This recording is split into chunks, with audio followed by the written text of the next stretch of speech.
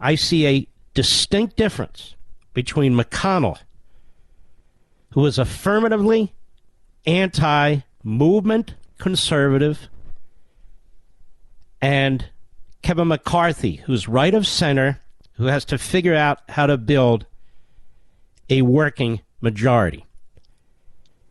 One uses an iron fist and is very, in my view,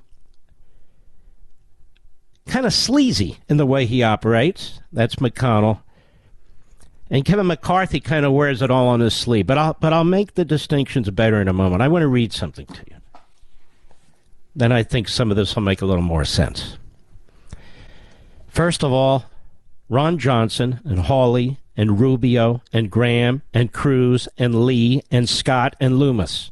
That's 8 United States senators so far by my count have asked Mitch McConnell to put off this vote for leader because Herschel Walker is running.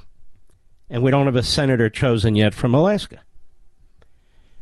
Because in Alaska, which we'll get to in a minute, and we've talked about before, the fact of the matter is that Mitch McConnell tried to defeat one Republican, a conservative, that was backed by the Republican Party of Alaska in order to elect his friend Lisa Murkowski. This is outrageous. And the fact that he spent money in the Republican primary in New Hampshire and did grave damage to General Bolduc, a hero, a patriot, it's outrageous. The fact that he didn't lift a finger and give 1 cent to Blake Masters. Now, the answer for the McConnell crowd is always the same thing. Well, how much did Trump spend? Trump is an ex-president. This guy is the leader of the Republican Party, whether you like it or not, effectively, in the United States Senate. He's the one with $250 million. Okay, ex-presidents, where the hell was George W. Bush? He wasn't anywhere. Why didn't he help? Dick Cheney can't even show his face anywhere right now. Where was Chris Christie, who's all over the place now commenting, or Larry Hogan, another fraud? Where were these guys? Nowhere. Nowhere. The problem is the current leadership in the Senate. And McConnell decided to run on nothing. Rick Scott's right. I pointed this out before. As a matter of fact, Mr. Producer. Cut 8, go. Mitch McConnell is, if not the longest, one of the longest-serving Republican leaders in the Senate, which is a remarkable thing, because he's not bright, he's not articulate, and he's unprincipled. Well, maybe that's the way it's supposed to be, huh? Sure looks that way. And he's so compelling, all the other Republicans vote for him to be their leader. Now, what it is, he's like a mob boss. He threatens them to withhold money from them. He's figured out how to do it, and he's been doing it a long, long time. And he doesn't lay out an agenda for the Republicans in the Senate. I dare anybody to tell us what the Mitch McConnell, the putative leader of the Republicans in the Senate, what his agenda is. You won't know because he hasn't told anybody. That's February 23, 2022. We have other clips. I'm not going to bore you with all of them, which I said a few months back when he was specifically asked by a reporter, what is the agenda, the legislative agenda we're running on? Bipartisanship. Remember how I mocked him? He had no substantive agenda. None. Zero. Now, you hear the backbenchers all mentioning that now. We've been mentioning that for month after month after month after month. What are they running on? Well, inflation. What are you going to do? What are you running on? Nothing. He's not running on anything. National Review has one of the dumbest editorials in the history of National Review. It's an embarrassment. Defending Mitch McConnell. There's nothing to defend. And when you read my friends Mark Thiessen and Britt Hume, they're not really my friends. They're my acquaintances. When you read what they write, it's fine. It's all expected. It's something you've heard 1,000 times already. The great Mitch McConnell, there he is saving us from Trump. There he is saving us from the Tea Party. Wasn't long ago he was saving us from Reagan. What do you mean, Mark? I want to read something to you from somebody who wrote a book about McConnell, but I understand that people have biases and so forth, but there's some very interesting history here. Who is McConnell? He doesn't speak well.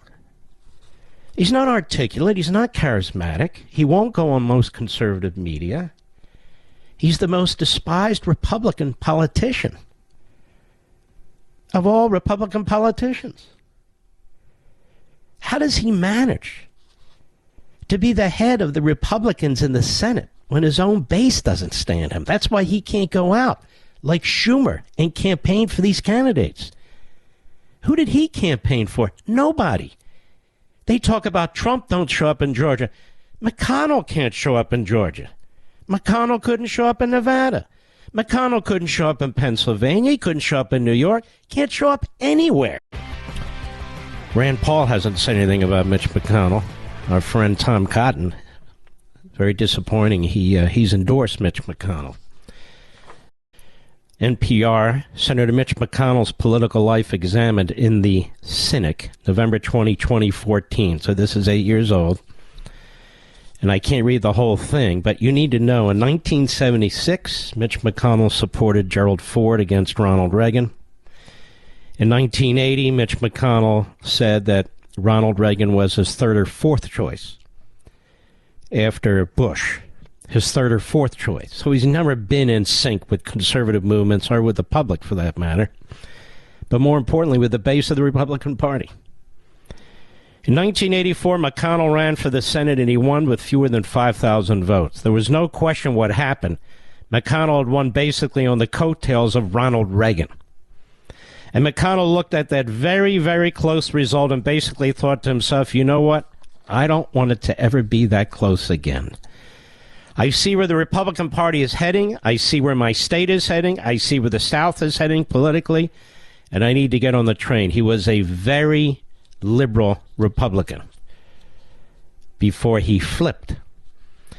McConnell, who'd been the Senate Minority Leader since 2007, he would continue to be the leader, minority or majority, for the next 15 years. This is what he's dreamed about since he was a very, very young man, and now he's about to achieve that dream, writes the author McGillis. There was a big battle back in the Republican Party in the 60s between the conservative wing and still quite strong moderate wing. This, of course, during the time of Barry Goldwater's 64 nomination to the party coming from the conservative wing. But there was still a very, very strong moderate contingent of the party. Mitch McConnell was completely on the side of that line. He was firmly pro-union. In his first election back in 1977 in Louisville, he got the endorsement of the AFL-CIO because he backed collective bargaining for public employees, which is something even a lot of Democrats today don't support. Hold on, there's more. Got to make sure I get it in the right order here. Skipping around. McConnell, to me, she says, embodies two things in politics today. One is the transformation of the Republican Party from a party that used to have quite a few moderate and liberal members, the Northern liberal Republicans, Midwestern moderate Republicans, and a party that is much more monolithically conservative and really southernly based, she says. McConnell really embodies that shift because he himself has evolved what that transformation just is to a T, she says. But at the same time, he embodies for me the mindset that has become more and more dominant in Washington today, which is the permanent campaign mindset. It's the mindset that all that really matters is the next election, the next cycle. It's not so much what you do when you're in power, it's what you do to position yourself for the next time around, your next re-election. That's key. More when I return. Let's go on. This book I mentioned to you, this is an NPR piece, but it was written 8 years ago. I want to reiterate something. She says, McConnell really embodies that shift because he himself has evolved with that transformation just to a T. But at the same time, he embodies for me the mindset that has become more and more dominant in Washington, she writes, which is the permanent campaign mindset. You see, it's not like DeSantis or Reagan or the winners out there who say, I have principles, I want to advance the cause. And this is why he said that he wasn't going to run on any issues. The Republicans weren't going to run on any issues, not on a legislative agenda. Because he stands for nothing. People say, well, what about that First Amendment when he fought McCain-Feingold? Well, why did he fight McCain-Feingold? Because he's principled on the Bill of Rights? No. Because of what this article is saying. The permanent campaign mindset. That's what he cares about. Do you know when Obamacare passed, he put in a rider in there that would increase 10 times the ability of his Senate leadership fund and funds like it to raise money. That's how he came up with hundreds of millions of dollars to counter the Republican funding system with his own, if you will, political action committee. It's the mindset that all really matters, she writes, is the next election, the next cycle. This is what she's saying McConnell believes in. It's not so much what you do when you're in power in Washington. It's what you do to position yourself for the next time around, your next reelection, your party's next election cycle. That mindset has become very prevalent. It's bipartisan. It also suffuses the media. But McConnell embodies it more than anybody else. You got that? He stands for nothing. And yet there he is constantly. Let's continue. What about his leadership posts in the Senate? It's something he campaigned for more aggressively than just about anyone before him, she writes. His colleagues in the Senate were struck to see just how determined and eager he was to climb the ladder. And what he would do is he would start quite early, several years before the elections for these various leadership posts. He would start strategizing on how to win those elections. He had a wingman, his colleague, former Senator Bob Bennett from Utah. Now, that's interesting. This may explain why he doesn't like Mike Lee. That's I believe, I recall, that's who Mike Lee defeated in his first round during the Tea Party in 2010, and this is why he hates the Tea Party.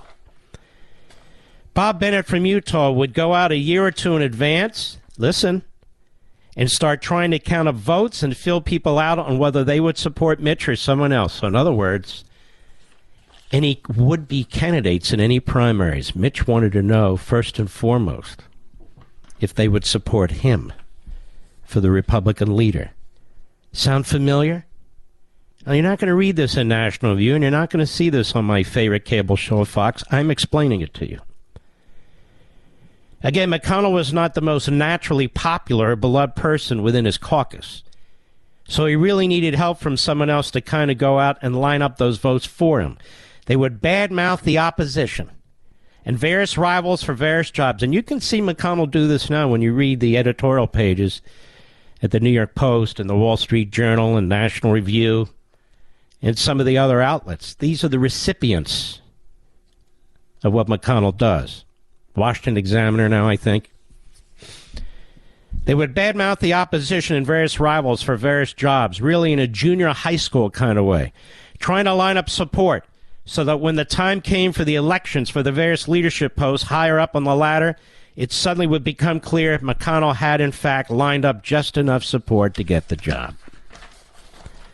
And he feels that way about his lieutenants, too. Thune, Barrasso, Cornyn. And this is how he works. And he does it 24/7 like a leftist. Because he was of the left once. Left of center, certainly. Does this now make more sense, Mr. Producer? It's really spot on. Not because I said it, but because it is. Now, there are many senators, 8 of them right now, who are asking for a delay in the vote. And Barrasso's out there, one of his lieutenants, saying, no way. Our friend Tom Cotton says, no way. No way. I'm just warning these guys. I'm warning them. You're not going to be able to treat us like we're schizophrenic. It's not going to happen. You're not going to be able to do that. We're not elected officials. We don't have a say in who the leader is in the Senate. We have a say who our nominees are for office in the states, but we don't have a say because it's all opaque and it's all country club. Now let me make something abundantly clear. When you hear commentators on TV when you watch them, when you hear this endless trashing of these nominees, including Trump nominees, especially Trump nominees, that is, people who supported the nominees Trump supported. And by the way, in some cases, Trump would come in later and support them after the people spoke. They're trashing you. These are primaries. You're voting. You're voting. You're not voting for McConnell. You don't have any say. They're going to have a vote this week, whether we like it or not. They're going to install McConnell for the 400th time. He'll be there now. He's already the longest-serving Republican leader in history.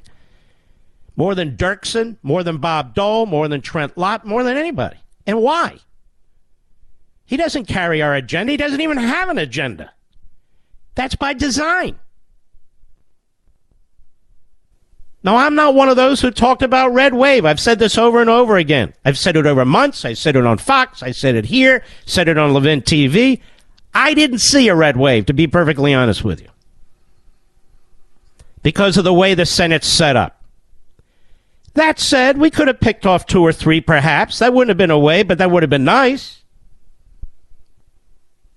So when they keep saying, look at that nominee, Masters in Arizona. Master was the duly selected nominee of the Republican Party by the voters. So they're attacking you. You didn't perform like Mitch McConnell and the Republicans wanted. It's not his fault he didn't put a penny in there. It's not his fault he didn't pull together the candidates on an agenda. It's not his fault that he had no legislative policies in mind. No, that's your fault. Or that he spent $4.5 million in the Republican primary in New Hampshire to try and take out Bolduc. He failed, but he damaged the man, a retired general, because the general wasn't certain whether he'd support McConnell. I just read you what the woman wrote in the book.